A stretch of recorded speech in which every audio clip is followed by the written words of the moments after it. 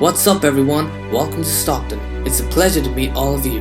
On this channel, we talk about stocks before they start blowing up, say goodbye to chasing stocks at all-time highs, and say hello to making some money. So if this sounds like something you want to take advantage of, then hit that beautiful subscribe button and like the video. Now let's get to it. Before we get into the video, I have to say that I'm not a financial advisor. Anything I say is just my opinion and is for entertainment purposes only. Having said that, if I'm talking about a company, I'll let you know whether I'm personally going to invest in it or not towards the end of the video.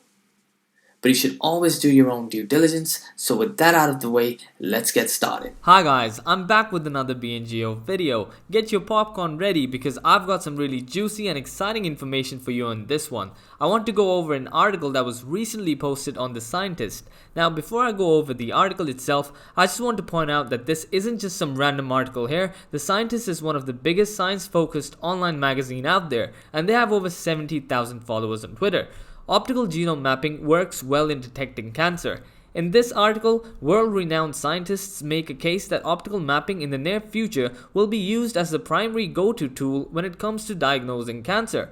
This is what Dr. Leila El-Khattabi had to say recently. We proved that known aberrations are faithfully detected by the optical genome mapping technique. The next step, El-Khattabi says, is to compare the accuracy of optical genome mapping to the established tools when the aberrations are not known in advance. If the optical genome map holds its own against other techniques or finds more complexity in the aberrations than was detectable otherwise, it would become the go-to test for clinicians.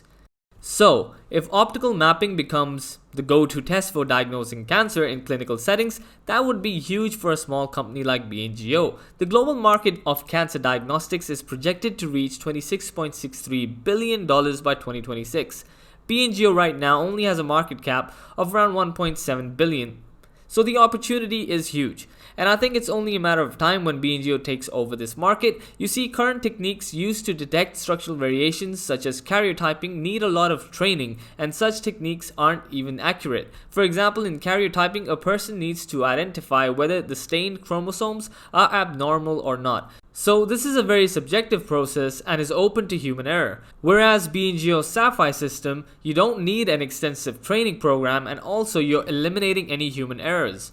Alexander Hoyson, a leading geneticist, said this about karyotyping in this article.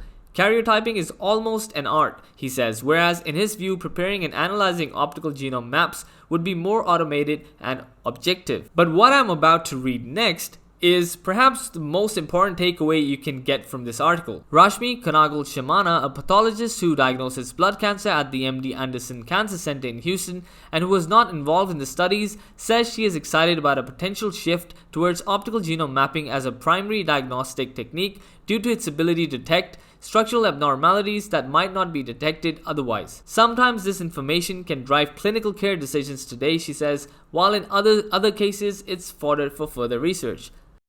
So this is coming from someone who is an expert in the field of cancer diagnostics. So if she's excited about optical mapping and its role in diagnosing cancer, then that gets me even more excited as a BNGO investor. So great stuff all around. We also have a bunch of catalysts lined up in the month of August. CGC 2021 kicks off next month and BNGO has a bunch of presentations. There is so much information that's going to be coming towards us next week, and I'm sure we'll also be getting a bunch of catalysts. So I'm definitely looking forward to it. Anyways guys, that's it for today's video. I hope you have a great day and I'll see you in the next one.